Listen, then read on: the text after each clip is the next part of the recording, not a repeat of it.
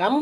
கடந்த டிசிசி மீட்டிங், அதாவது கடந்த டிசிசி கூட்டம், அதாவது யாழ் மாவட்ட ஒருங்கிணைப்பு குழு கூட்டத்தின் போது அர்ச்சுனா ராமநாதன் அவர்கள் பல அரசு அதிகாரிகள் மீது கை நீட்டி குற்றச்சாட்டுக்களை முன்வைத்தார். அதாவது முதலாக இலங்கை வரலாற்றில் வடக்கு கிழக்கில், அதாவது யாழ்ப்பாணத்தில் ஒரு மாவட்ட ஒருங்கிணைப்பு குழு கூட்டத்தில் அரசு அதிகாரிகளின் தவறுகளை புள்ளி விவர ரீதியாக ஆதாரத்துடன் தட்டி கேட்கின்ற அளவுக்கு முதலாக புறப்பட்டவர் தான் அர்ச்சுனா ராமநாதன் அவர்கள். இந்த அர்ச்சுனா ராமநாதன் அவர்கள் கேட்ட கேள்வியின் பின்னால் அதன் பின்னர் மாவட்டங்கள் தோறும் நடைபெற்ற டிசிசி கூட்டங்களில் அரசு அதிகாரிகள் சரியான தகவல்களுடனும் உசார் நிலையில் இருந்ததையும் பார்க்கக்கூடியதாகவும் அது சம்பந்தமான அரசியல் ஆய்வாளர்கள் கருத்து தெரிவித்ததையும் காணக்கூடியதாக இருக்கின்றது. அன்றைய யாழ் மாவட்டத்தின் டிசிசி கூட்டத்தின் போது அர்ச்சுனா ராமநாதன் அவர்கள் பல துறைகள் சார்ந்த விடுவிக்கப்பட்ட, அதாவது துறை ரீதியாக மத்திய அரசாங்கத்திலிருந்து வழங்கப்பட்ட நிதிகளை சரியான முறையில் பயன்படுத்தப்படாமல் திருப்பி அனுப்பப்படுகின்றன என்ற குற்றச்சாட்டு முன்வைக்கப்பட்டது. உதாரணம் சுகாதாரம், விவசாயம், கல்வி, வீதி அபிவிருத்தி போன்ற பல்வேறு சபைகள் மற்றும் திணைக்களங்களுக்கு அனுப்பப்படுகின்ற பணங்கள் இங்கு முழுமையாக பயன்படுத்தப்படாமல் அது வருட இறுதிக்குள்ளே திருப்பி அனுப்பப்படுத்தப்படுகிறது. மீதி பணங்கள் திருப்பி அனுப்பப்படுகின்றன.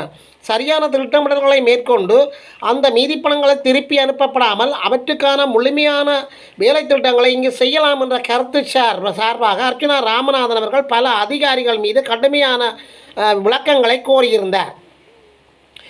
மேலும் சரியான முறையில் அவர்கள் திட்டமிடல்கள் இல்லை என்ற ஒரு குற்றச்சாட்டை முன்வைத்திருந்தார். அர்ச்சுனா ராமநாதன் அவர்கள்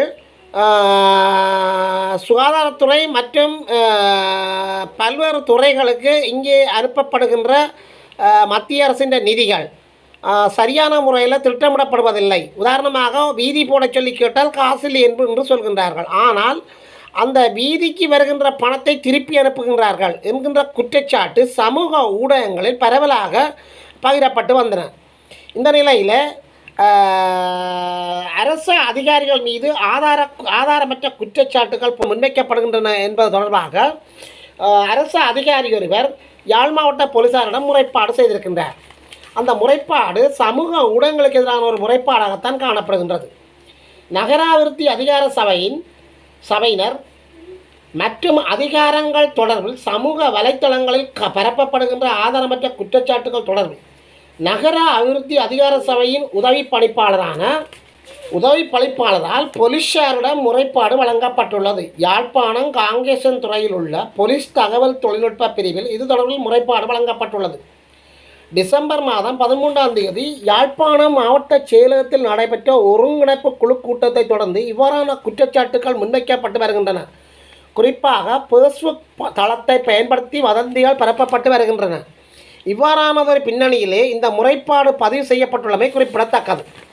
இது போன்ற செய்திகளை நீங்கள் பார்ப்பதற்கு எமது காணொலிக்கு நீங்கள் புதியவராக இருந்தால் அல்லது எமது காணொலியை சப்ஸ்கிரைப் பண்ணாமல் தொடர்ந்து பார்ப்பவராக இருந்தால் தயவு செய்து சப்ஸ்கிரைப் பண்ணுங்கள், ஷேர் பண்ணுங்கள், கமெண்ட்ஸ் பண்ணுங்கள், லைக் பண்ணுங்கள். அருகில் இருக்கிற பெல் ஐக்கானை அழுத்தி நாங்கள் போடுகின்ற காணொலிகள் அனைத்தையும் உடனுக்குடன் நீங்கள் பார்க்கக்கூடியவாறான நோட்டிஃபிகேஷனை ஏற்படுத்தி கொள்ளுங்கள். இனிமேல் ஜனாதிபதி பிரதமருக்கே STF பாதுகாப்பு. இலங்கையில் ஜனாதிபதிக்கும் பிரதமருக்கும் மட்டுமே இனிவரும் நாட்களில் விசேட அதிரடிப்படை பாதுகாப்பு வழங்கப்படும் என்றும் பாதுகாப்பு தரப்பு தகவல்கள் தெரிவிக்கின்றன. 2009 ஆண்டின் இறுதிப் போரின் போதும் அதற்கு பின்னரும் அமைச்சர்கள் பலருக்கு விசேட அதிரடிப்படை பாதுகாப்பு வழங்கப்பட்டு வந்தன. எனினும் தற்போது இவருக்கும் பாதுகாப்பு அச்சுறுத்தல் இல்லை என்பதால் ஜனாதிபதி மற்றும் பிரதமரை தவிர வேறு இவருக்கும் விசேட அதிரடிப்படையில் பாதுகாப்பு வழங்கப்பட மாட்டாது என்று அறிவிக்கப்பட்டுள்ளது.